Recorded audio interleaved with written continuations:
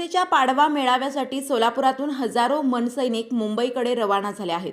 मनसेचा शिवाजी पार्क मुंबई येथे पाडवा मेळावा होत आहे।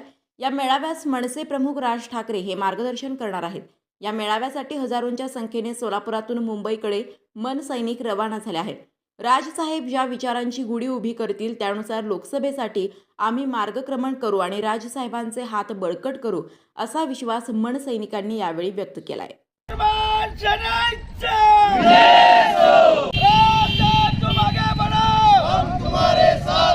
या मेळाव्याचं विशेष महत्त्व प्राप्त झालेलं आहे का तर यावेळेला लोकसभा इलेक्शन सुरू आहे।